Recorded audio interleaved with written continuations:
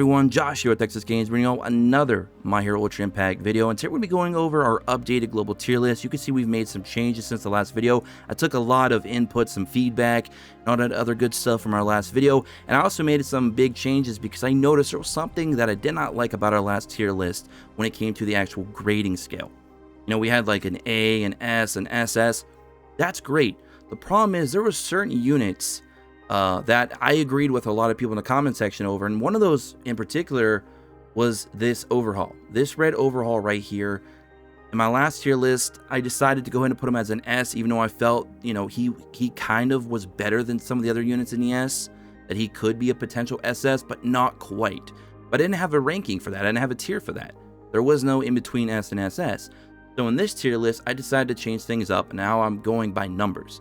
So now we have a 10, 9.5, 9, 8.5, 8, 7.5, a 7, and anything under 7, I just felt wasn't even worthwhile using in any content in the game. You're going to find other options, even SRs, that you're just going to run over those.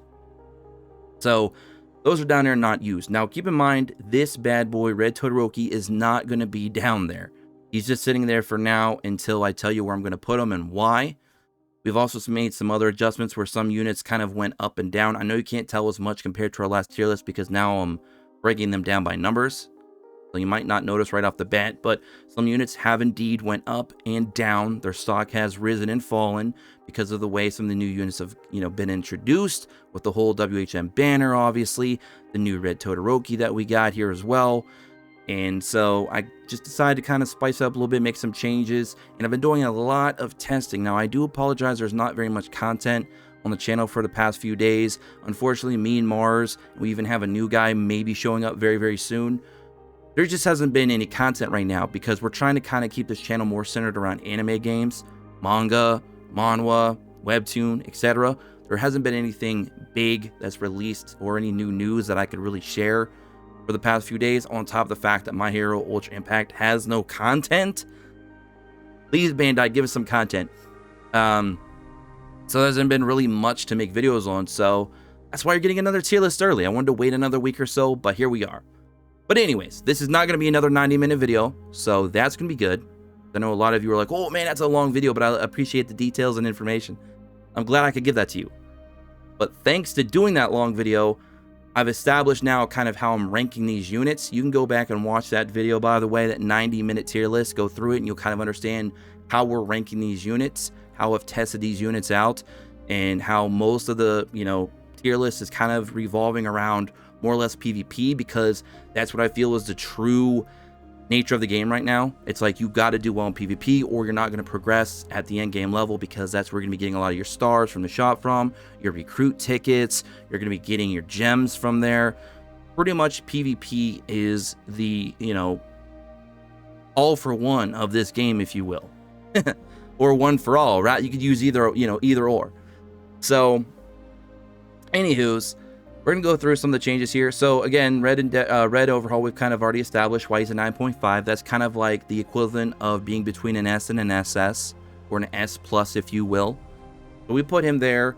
Hado, I really wanted to move Hado down to a 9, but I didn't feel that there was enough reason to. Because if you do a lot of testing, yeah, she gives you that ability to do more plus ultra, but I've noticed with how tanky some of these teams are now in PvP, especially in like the higher rankings that you got to try and get through, Hado really isn't helping as much. She's helping that tank team a lot, but if you're trying to run more of like a DPS team, Hado kind of doesn't fit as well because it's not going to be doing much damage. Now, she is, of course, giving you that plus ultra gauge, but a lot of units are kind of like able to build that up themselves as it is. Like, a lot of units don't need that extra, you know, plus ultra. What you would really need more is another unit that can kind of be disruptive in the fight or add a little bit more damage. And unfortunately, she doesn't do that as good as like an Ochako. So technically, I would, you know, if I could, if there was enough reason to, I would like to kind of just put Ochako above Hado. But the difference isn't big enough, in my opinion, to make them in separate tiers. So they're kind of both at a 9.5. But I just wanted to kind of give a little bit of an insight to that. I feel Hado isn't quite as good, or as, you know, she should not have been as hyped as she was, in my opinion. after doing further testing. And this is the case. This happens all the time in gacha games. You know, new units, woo, you know, all hyped up and stuff. Some are worth the hype. Some just kind of fall a bit short. In my opinion, Hado just isn't quite up to Ochako, who you can just re-roll at this point. So if you're re-rolling right now, guys and gals, and you don't have a Hado because her banner is not here no more, and you pick up an Ochako and you re-roll, you're fine. You're fine. You're laughing all the way to the bank. She's very good. Ochako does a lot of things. She does the healing that Hado does, and she's disruptive. So that's why I kind of give her a little bit of a nudge over Hado. Hado's still really good. I'm not saying she's not good. I'm just want to give you guys that little insight. A support unit and a healer, if you will, has moved up, and that is our girl Momo. Blue Momo has moved up in a big way, and the reason why she's moving up is because her team is moving up. What I mean by that is if you look at here at the 10s, you'll notice we have a new unit up there in the 10. And you'll know him because he's a unit that a lot of people wanted to reroll for on day one, and if you did reroll for him and you used him as your awakening missions and you built that guy up to 100, you're in good shape right now, because right now he's very, very strong in the meta. Because we have our boy Blue Bakugo. Now, Blue Bakugo has very high single target damage. I don't know if it's quite on par with the Red Deku right here. I'd have to do some like damage tests between the two if I can get that set up. But he hits very, very hard. Very hard. And he works very well within a blue mono team, which also now has, of course, the blue Todoroki. So his team got better over the past, couple weeks or so. So we have the blue Bakugo, we have the blue Todoroki, we have the blue Momo. That is a very strong team. And why it's so strong is because a lot of the top tier units are red. You have your red Kirishima that I put over the blue Kirishima. I mean, hell, you could even throw the blue Kirishima in the blue team too, and you're still doing very, very well. Right? So you have the red Kirishima up there. You, of course, had the red Shigaraki, which we've talked about in the last video. I even have the red Bakugo moved up. I've been testing this guy quite a bit, and my goodness. I don't know if I could say he's better than the red Deku, because the red Deku still has tremendous single target damage. One of the highest single target damage dealers, especially with his Plus Ultra, that I've seen in the game so far. Like how much he stacks power is ridiculous. But the red Bakugo is also very, very good. And another one of those situations where I don't know if I can nudge him down a whole tier, because he's that good. I've been very surprised with red Bakugo. Very happy with him. Very pleased with him. And then you also have, of course, another red strong unit, which, of course, is the Overhaul, which can be ran in a red team. It doesn't have to be just a villain team. So you have a lot of red units up there. Of course, red Deku, which we've already mentioned quite a bit. He's just so strong. You also have the red All Might down here next to the red Endeavor. You have a ton of red units that are kind of up there in that 9 to 10 area that you're going to be seeing popping up quite a bit. I mean, especially the red Kirishima. You're going to see him all over the place. He's probably like one of the most seen one of the most seen units I've seen in PvP on defensive teams since this game started on global. He is an annoying unit to deal with, and that blue Bakugo is going to be exceptional in dealing with him. So again, blue Gakugo. Who is Gakugo? Are we mixing Bakugo with Goku? I mean, are we doing a new fusion, a cross series fusion? Oh my goodness. But yeah, so the blue Bakugo stock went up in a big way because of the way the meta is right now with a lot of those top tier red units. Not to mention he got himself some help there and a very good partner in crime with the blue Todoroki. And then, of course, that's going to raise the stock for the blue Momo because she's going to fit in that team really well. You already have the red Kirishima that's already chilling there. I'm sorry, the blue one that's just chilling there at a 9.5 as well. Slightly worse than the red one, but still an amazing unit. So those all kind of just, some of those units have went up there. Another unit they're going to notice that I put out of the 9.5 that you're probably surprised about is the yellow All Might. Now, this guy is so misunderstood. Like, one of the most misunderstood units I've seen in the game. A lot of people sit there and complain. Matter of fact, let's talk about yellow All Might real quick. Let's go down here to kind of talk a little bit about what everyone's problem is with this guy. It's this right here. His first auto skill, passive, whatever. If HP is 50% or more, increases power by 40. That's huge. Because keep in mind, both the All Mights have some of the higher base attack stats in the entire game. Like both the All Mights, I would say All for One, those are all pretty high. Like 65, 6600 plus at base, which is nuts. So anyways, so if HP is 50% or more, increases power by 40%, decreases power and speed by 3% every turn up to 30. So basically, every turn up to 10 turns, he will reduce his power by 30% and his speed by 30. But here's the thing. When you use a DPS in PvP, they usually survive for just a few turns or you've already won the fight. That's it. You will very rarely ever see a DPS usually hit the 10 turn mark outside of like a tank, like one of the Kirishimas, maybe a support or healer like the Ochakos, the Momos, and the Hatos. Those units can survive 10 turns because they're built to be tanks, because that's what they are. They have high HP, high defense, or they have, mechanics in their kit that allow them to mitigate damage or stall out the enemy. But DPS is generally, they go in and they do their stuff. You do their 2-chain skills, or, you do their plus ultra maybe once or twice, and that's it. That's the usefulness you get out of your DPSs. That Yellow All Might will get all that out before he starts getting into the point where you're in like a long-term fight. And if you're in a long-term fight, you're either going to have him come off the bench or you're going to start with him and get your usefulness out of him early. So this right here that people are using to hold against him makes no sense. There's no point to argue this fact. There's just no reason. Because at the start of the fight, he's going to be getting that power of 40% anyways, which is already completely canceling out this, even if you want 10 rounds. If he's above 50, it doesn't matter. His power's over 40, he's decreasing it by 30. He's still getting a net gain to 10. Worst case scenario.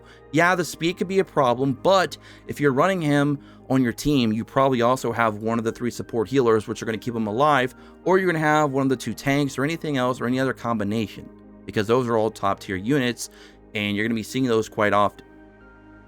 And you got to also keep in mind, this is a free to play UR. This is a UR you're going to be getting for free 100% from, just doing your tower every day. You're going to get this guy for free. And he's going to have one of the highest base attack stats in the game, which also kind of helps cancel out this as an issue as well when it comes to the power decreasing, because his power is going to be so high naturally. So his reserves for power is insane. And another thing too is this right here is a game changer in higher end PvP, because you're going to be fighting a lot of tank meta, a lot of stall meta. Being able to pop off 2+ ultras with a unit with such a high reserve of attack power to begin with in such a short span of time is massive, because he does 750 unconditional, okay? And he applies high field to your allies for 3 turns, which allows you to kind of fill that plus ultra gauge at a faster rate. So, as I said in my last video, the good for this guy heavily outweighs the bad, and the fact that he can pop off a plus ultra twice in a 3-turn span is disgusting, because you can go plus ultra, pop this action skill, and then go plus ultra again right after for a whopping 1500% total damage just right there and then in 3 turns. That is going to be extremely useful trying to break through those walls of those very stall tanky teams. And the fact that he's yellow, he doesn't have to deal with too much type disadvantage, because really up there in the top echelon of characters, you're looking at All for One. And, well, let's see here. Let's go back. Let's look over here at URs. Yeah, you're looking at All for One, the Purple Shigaraki, which is also pretty decent. And that's about it. I mean, Midoriya isn't as bad as we thought. That's why I have him moved up to, I believe, a 9. He's actually pretty good, in fact. I think we kind of just slept on him a lot previously, and we kind of bought into a lot of people's popularity contest, but he's actually pretty good. I've used him quite a bit as well. That's why he's been moved up.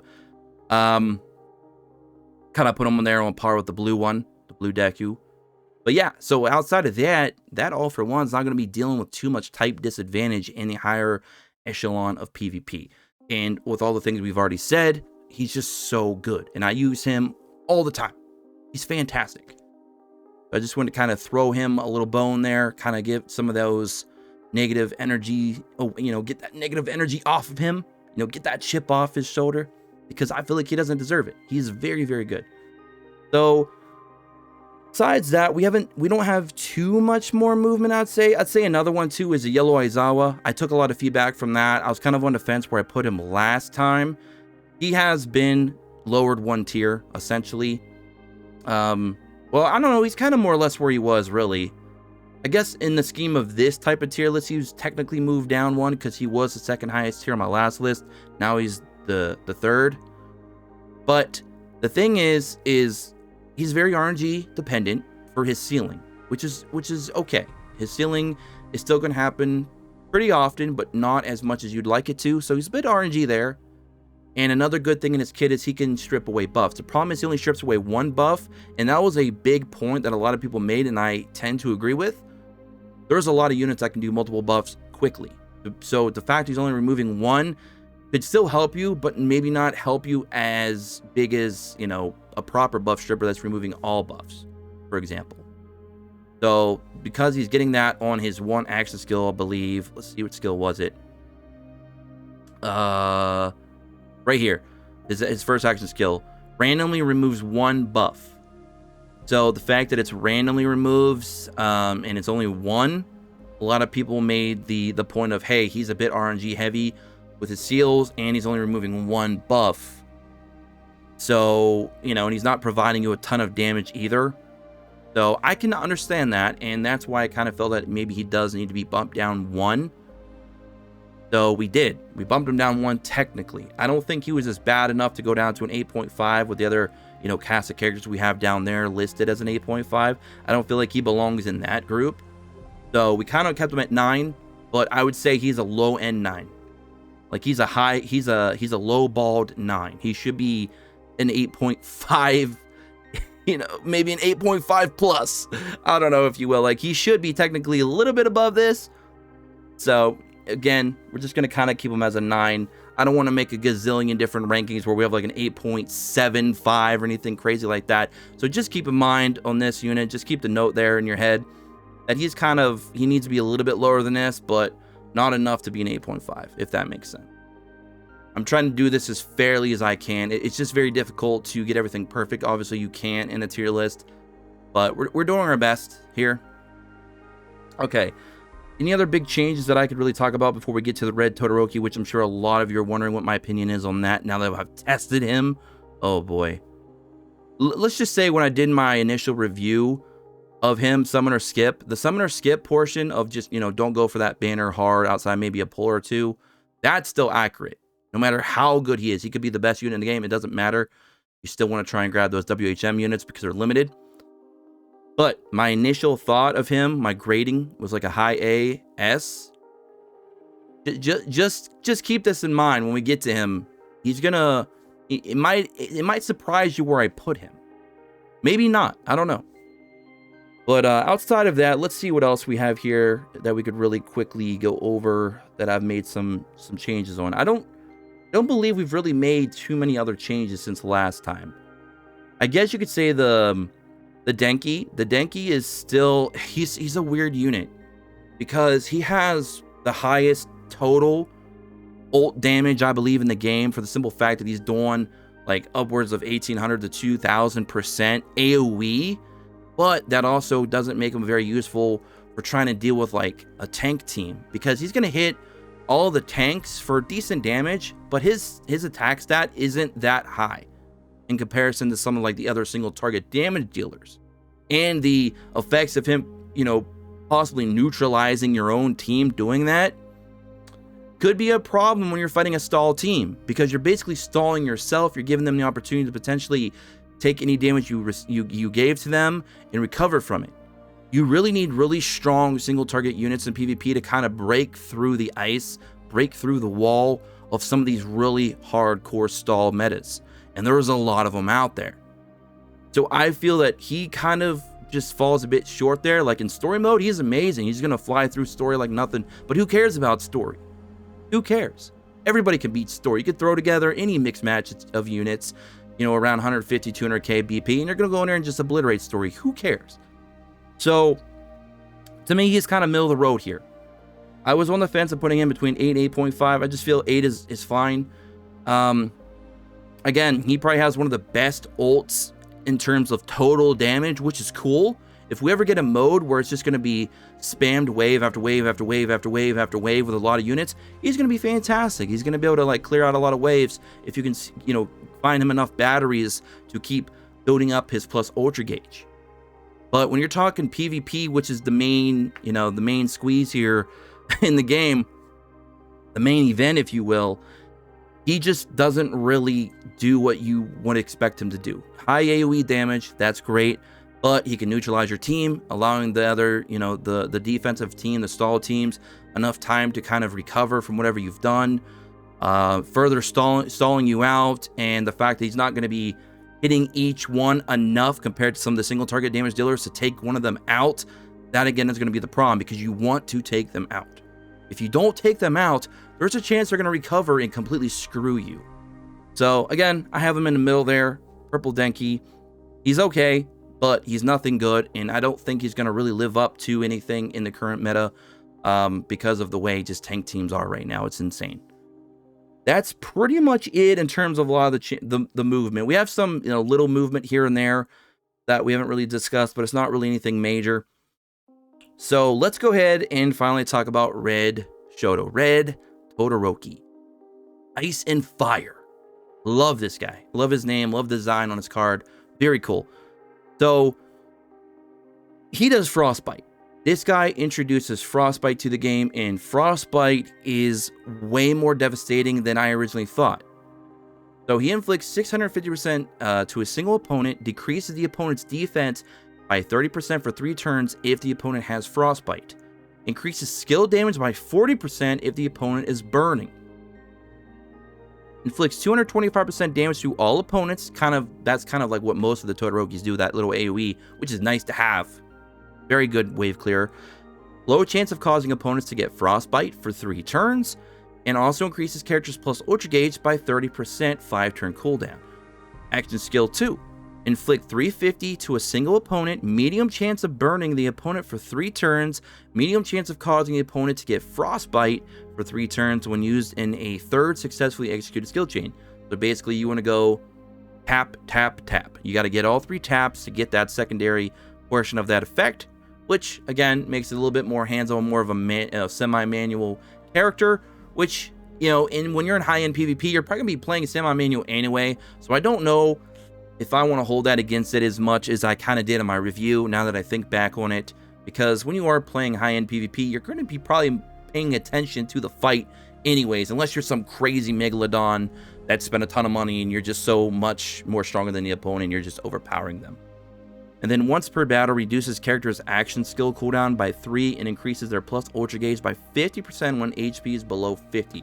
So this guy has a lot of mechanics to build up his ultra gauge. He's going to be doing a lot of debuffing. He has Frostbite. He has lowering defense on an ult, which I love. Those are so rare, not very common in the game, and it's fantastic. So if you're running this Shoto in your team and you want to run a really good guest unit, you could also run this Shoto for your guest, because if you run this Shoto for your guest and you're running this Shoto in your team, if your Shoto in your team gets the Frostbite off and then you use your guest ult, you get a free defense down by 30% for 3 turns. That's awesome. And I'd like that defense down to be unconditional, but if that was the case, he'd be even more busted than he already is, and I feel like he's already powerful enough. So that's just me nitpicking there. But yeah, if you guys ever see units that have a defense down on their plus ultra, those are really good to bring in as guest units. Very, very good. Because not only are they doing the initial damage, you're also getting benefit from that for 3 turns. For the rest of your team, even with that unit not even being in your team technically. So it's fantastic. AoE damage there. Again, he raises his own plus ultra gauge. He can do frostbite, burns, defense down. I mean, this guy is fantastic. Not to mention, he's red, which means he gets to go in there and play with the other amazing red units in the game. He kind of gets benefit from one of the top red units in the entire game, which is Red 'And that is why I have him as a 10.